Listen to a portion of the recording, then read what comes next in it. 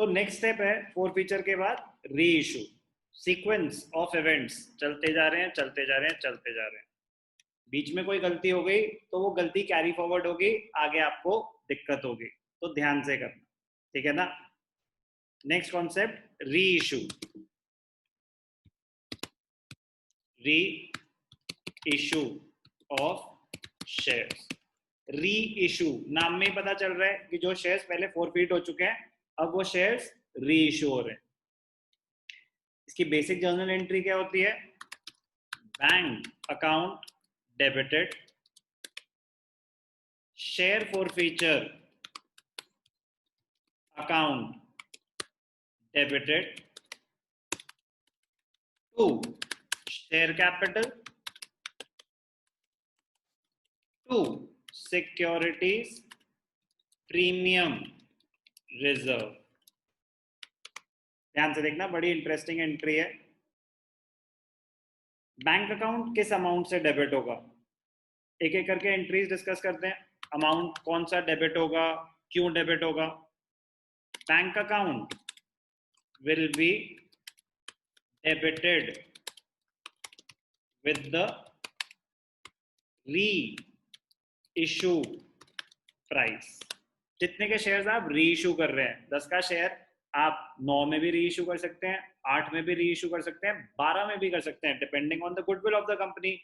जितने का भी री इशू कर रहे हैं पैसे तो आप उतने रिसीव करोगे ना, और बैंक अकाउंट डेबिट हो रहा है, एसेट बढ़ रहा है, डेबिट हो जाएगा। तो bank account will be debited with the reissue price. Okay.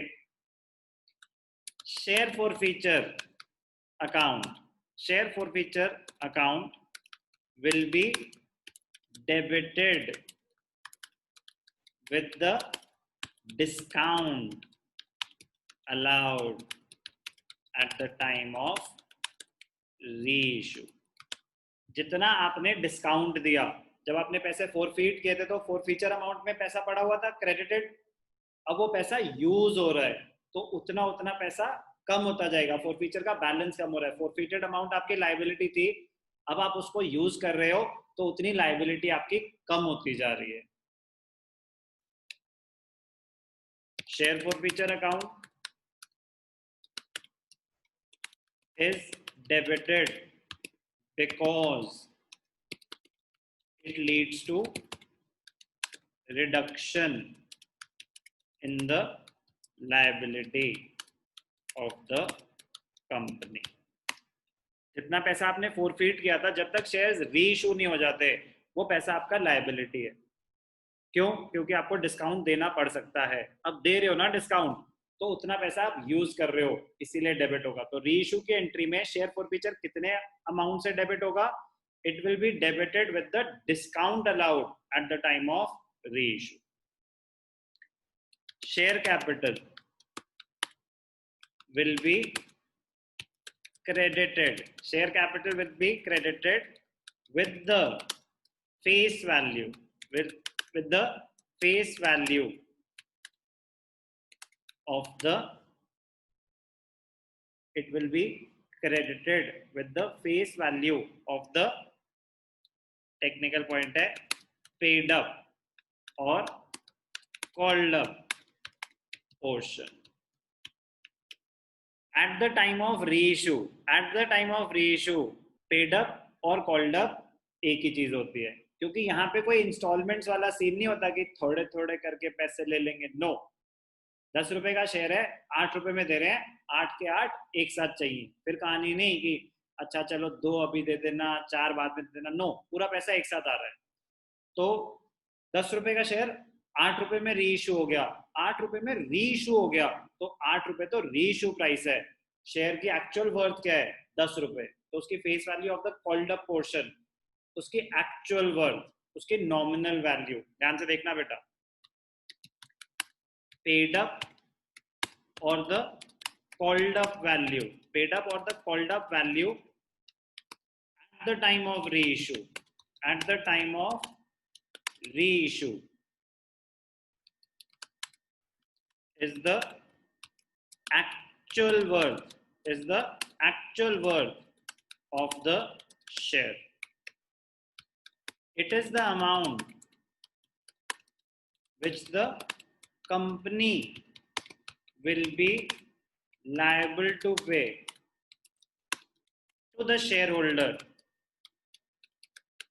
at the time of winding up. At the time of winding up.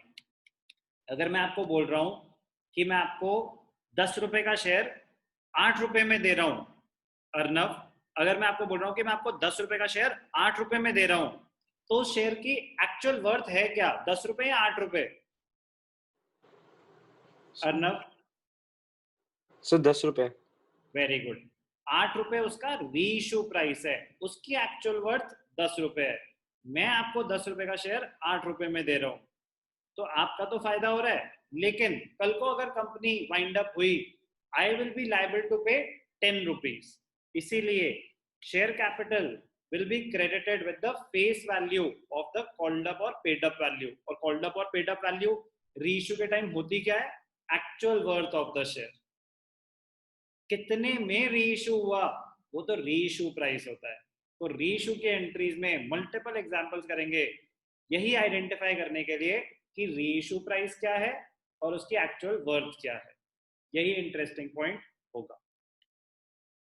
और सिक्योरिटीज प्रीमियम रिजर्व क्रेडिट कब होगा, ध्यान से देखना।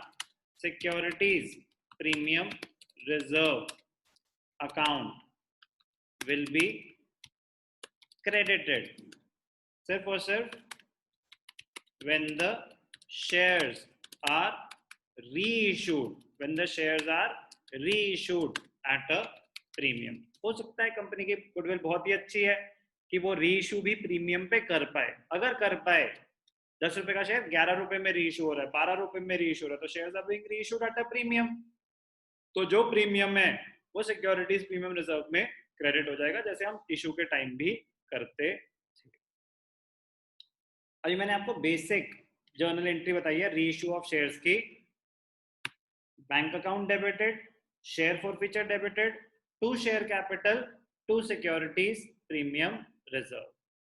अब यहाँ तो रीइश्यू के टाइम डिस्काउंट होगा, तो शेयर फॉरफीचर डेबिट हो रहा होगा, सिक्योरिटीज प्रीमियम रिजर्व नहीं आ रहा होगा। या तो शेयर्स रीइश्यू हो रहे होंगे प्रीमियम पे। अगर शेयर्स प्रीमियम पे रीइश्यू हो रहे हैं तो फॉरफीचर नहीं आ सकता, डिस्काउंट नहीं हो सकता। तो फॉरफीचर और सिक्योरिटीज प्रीमियम रिजर्व में से एक ही चीज आएगी। मतलब या तो आपके शेयर्स डिस्काउंट में रीइश्यू होंगे, या पार पे होंगे, या प्रीमियम पे होंगे। तो पार पे हैं तो ना तो कोई डिस्काउंट है ना कोई प्रीमियम है, तो सिर्फ bank account debited to share capital. अगर डिस्काउंट पे हैं तो bank account debited, share forfeiture debited to share capital. अगर प्रीमियम पे हैं तो bank account debited to share capital to securities premium reserve. सारे केसेस हम कवर करेंगे।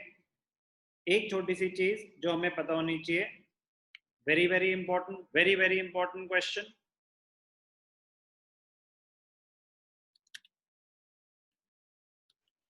थ्योरी में भी आ सकता है, न्यूमेरिकल्स में भी यूज होता है, बहुत ही ज्यादा इंपॉर्टेंट क्वेश्चन है। व्हाट इज द मैक्सिमम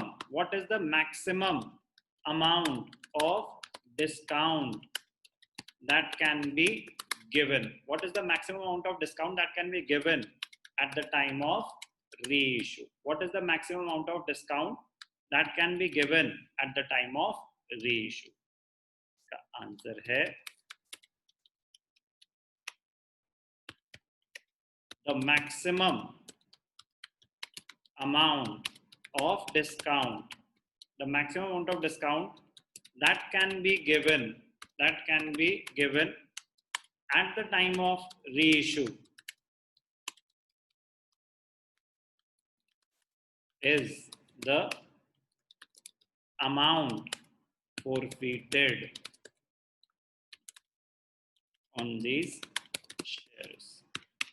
जितना पैसा आपने फोरफीट करा था ना, मैक्सिमम उतना डिस्काउंट दे सकते हो। इसका मतलब क्या होता है कि 10 रुपए का शेयर था, इशू के टाइम लोगों ने 8 रुपए, जिसके शेयर फोरफीट हुए 8 रुपए दिए, 2 रुपए नहीं दिए।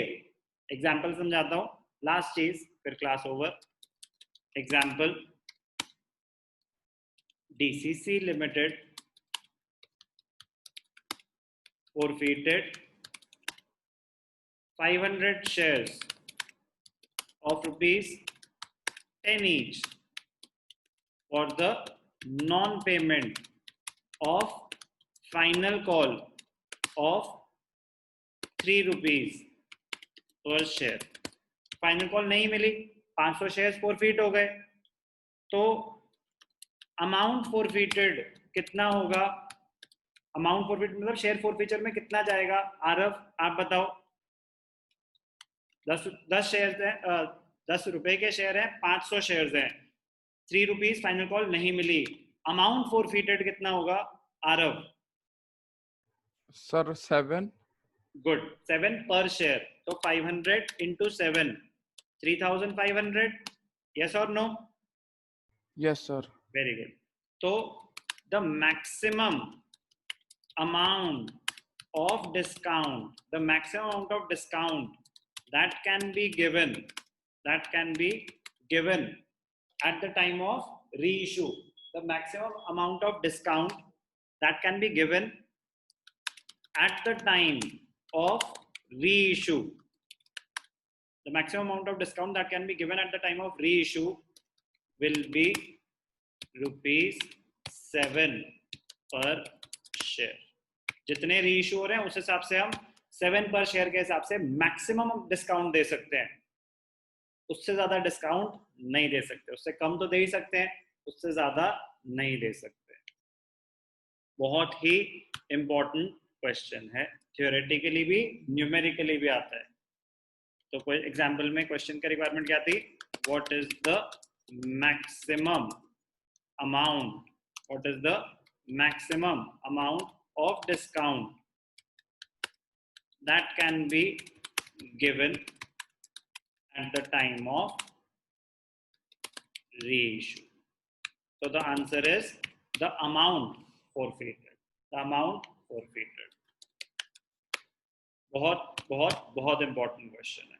तो पर शेयर 7 रुपए का मैक्सिमम डिस्काउंट दे सकते हैं, जितने शेयर्स रीइश्यू होंगे उस हिसाब से हम डिस्काउंट देते जाएंगे। जरूरी नहीं होता डिस्काउंट देना, वो बोल रहा है कि अगर देना चाहें तो मैक्सिमम कितने दे सकते हैं। रीइश्यू के टाइम 2 एंट्रीज पास होती हैं, एक तो रीइश्यू की, उसके बाद स्टेप 2 होता है कैलकुलेशन ऑफ प्रॉफिट और loss eight the time of reissue. Step 1 क्या हो गया?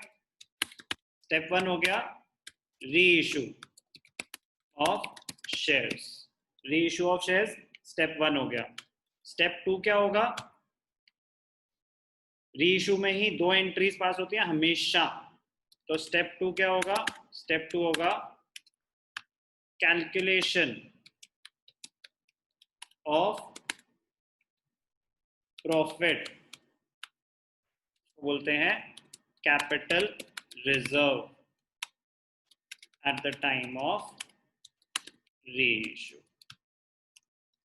तो ये वाला स्टेप हम नेक्स्ट क्लास में करेंगे। इतना पहले आप ढंग से लिख के रिवाइज करेंगे, अंडरस्टैंड करेंगे सारे एग्जाम्पल्स। मैं अभी आपको ज्यादा क्वेश्चन होमवर्क में नहीं दे रहा, लेकिन जब ये कॉन्सेप्ट हो जाएगा रीइश्यू पूरा का पूरा, तब बेटा बहुत सारा होमवर्क मिलेगा, तभी कर पाओगे अगर अभी तक के सारे कॉन्सेप्ट्स क्लियर है। Please use this time to revise everything that we have done till now, everything please.